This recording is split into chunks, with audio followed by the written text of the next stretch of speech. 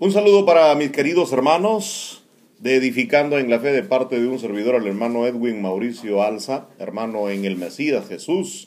Y en esta ocasión para compartir bajo el tema titulado La congregación local es la voluntad de Dios.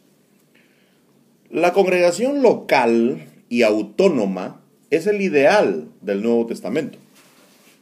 La idea de Pablo no fue formar una denominación con escalafones y cadenas de mando. Él solo congregaba a los que habían creído y constituyó más de un anciano por cada congregación. Y luego en oración los encomendaban a Dios. Hechos 14:21 lo dice bien claro.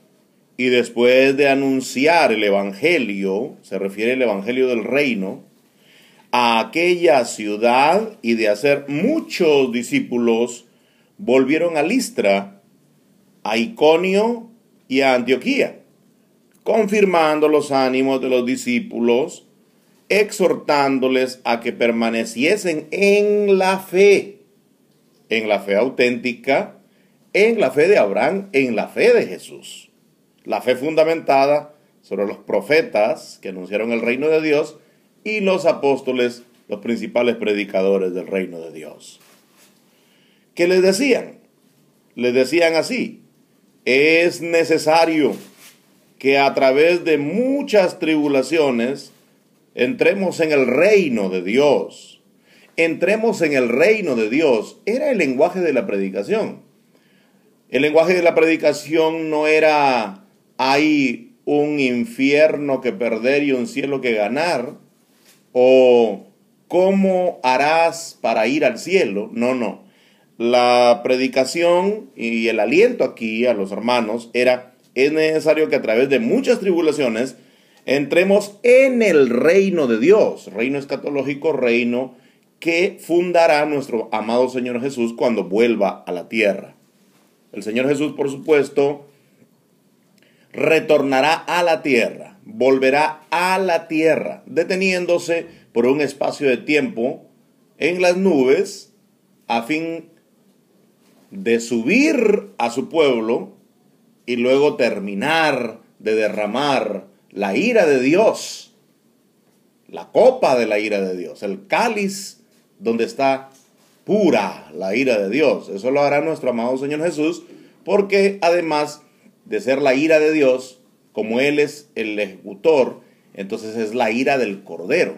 Él solo pisa el lagar del vino del furor y de la ira del Dios Todopoderoso. Así que entendemos por esto para que el Señor Jesús se detiene un tiempo en las nubes, pero luego de efectuar ese castigo, entonces junto con los que subieron para evitar que caiga ese castigo en ese tiempo, al final de la gran tribulación, subirá la iglesia a las nubes para estar en pie delante del Hijo del Hombre y evitar así que caiga la ira de Dios sobre ella. Pero luego descenderá el Maestro y la iglesia a Jerusalén, desde donde se efectuará el reino, porque allí está el lugar del trono de David, que ocupará nuestro amado Salvador Jesús. Todo esto es profecía muy antigua. Daniel 2. Desde Daniel 2 se nos habla a nosotros de la piedra que viene a caer sobre los pies de la imagen de los gobiernos terrenales. Y así precisamente sucederá. Al final de los tiempos, al final de la gran tribulación, el Señor Jesús caerá, entre comillas, sobre los pies de barro de la imagen, que es el último gobierno, los 10 reyes que reinarán juntamente con la bestia y darán todo su poder y autoridad a la bestia. Eso está, por supuesto, si examinamos no solamente Daniel 2, sino que también Daniel en el capítulo 7 nos lo dice también, Apocalipsis 13 vuelve a repetirlo. Ahora, pero volvamos a nuestro tema. Yo les estaba mencionando Hechos 14:21 y termino leyendo allí el versículo. Dice, y constituyeron ancianos, en plural, en cada iglesia, en cada congregación, y habiendo orado con ayunos los encomendaron al Señor, en quien habían creído. Encomendados a Jesús, en quien habían creído. Eso de en quien habían creído, entendemos que es creer en el mensaje de Jesús, y el mensaje principal del Señor Jesús es el reino de Dios. Entrar al reino de Dios, arrepentirse para poder entrar en el reino de Dios.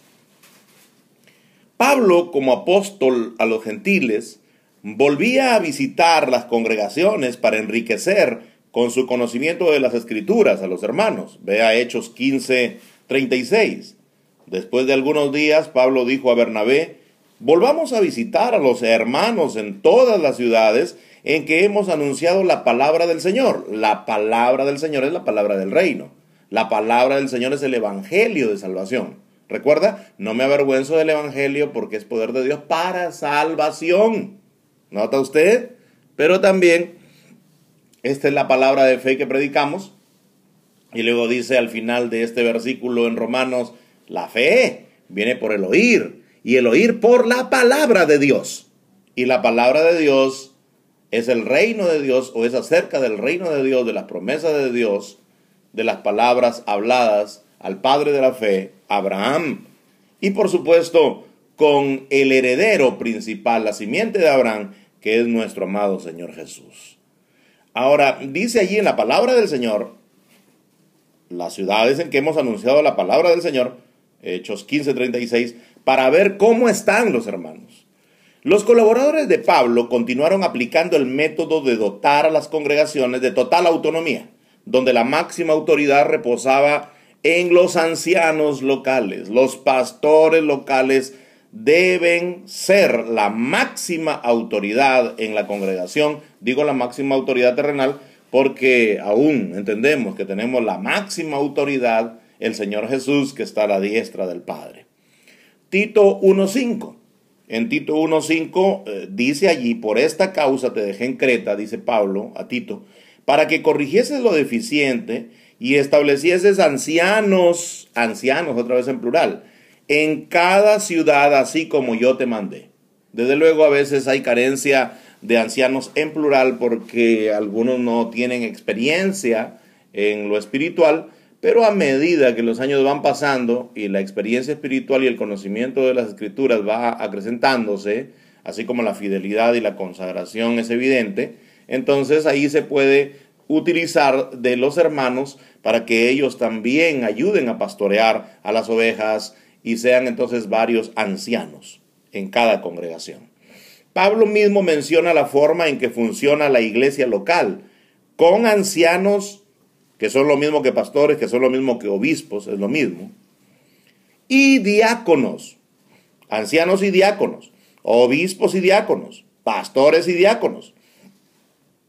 Obviamente, otros cargos que hayan en una congregación son una invención humana.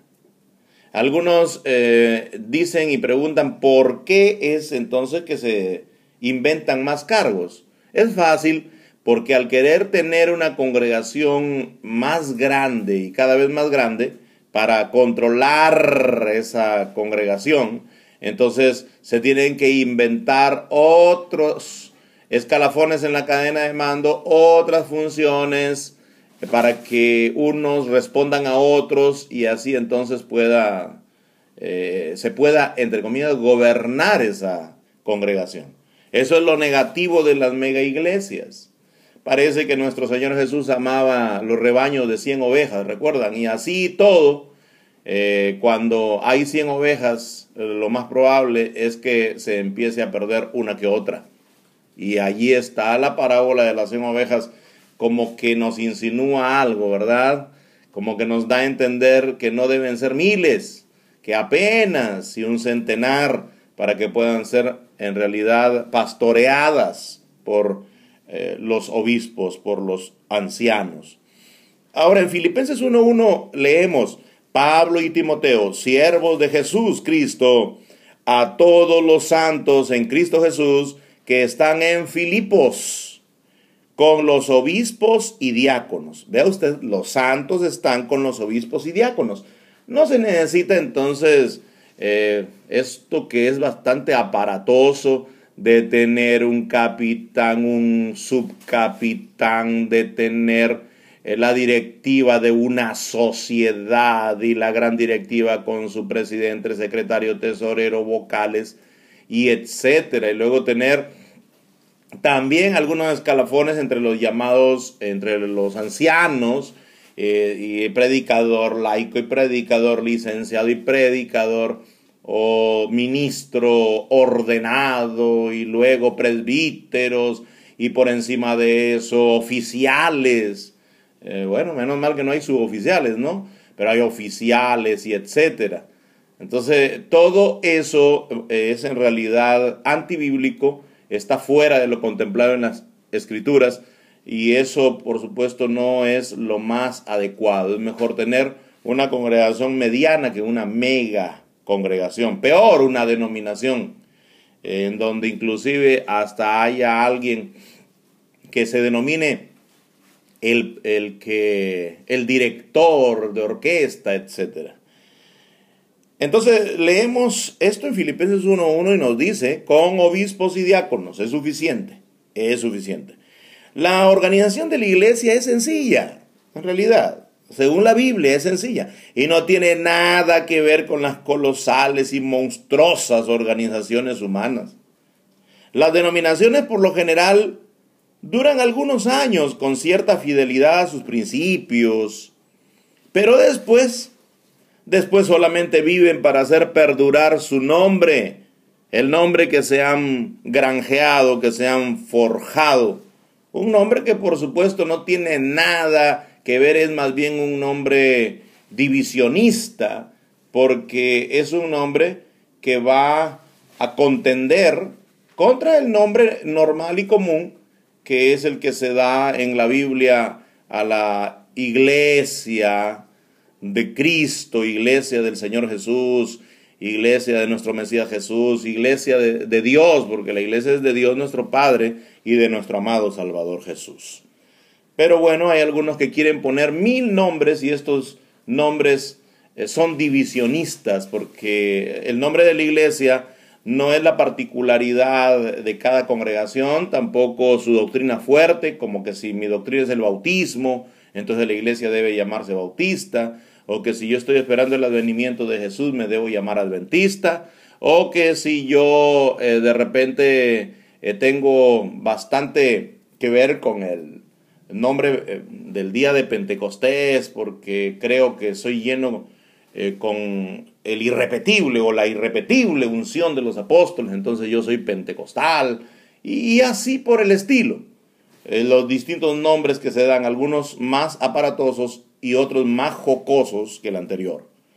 Pero las denominaciones en realidad viven luego para hacer perdurar su nombre, su prestigio y su gloria forjada en desmedro del creyente. O sea, el creyente ya no la atienden, ni conocen quién es, por eso le predican: si quieres lárgate, ahí está la puerta, vete, etc. Aparece luego también, como tienen cierto poder e influencia en la sociedad, aparecen las pretensiones, las componendas políticas, apoyando a tal o cual partido político cuando está en candidatura. Estas son las cosas que se dan cuando la congregación se va haciendo más grande y utiliza su influencia política como buena hija de la ramera Babilonia. La simonía también aparece, es decir, como ya han crecido tanto, los cargos se venden, se alquilan al mejor postor, o de repente hay, como yo escuchaba de una organización, que ya habían argolleros, o sea, así, gente que subía a los suyos, a los preferidos. Bueno, viene también el abuso del poder, todo esto con una camarilla coludida con un líder carismático o de repente opresor que solo sabe hacer su propia voluntad.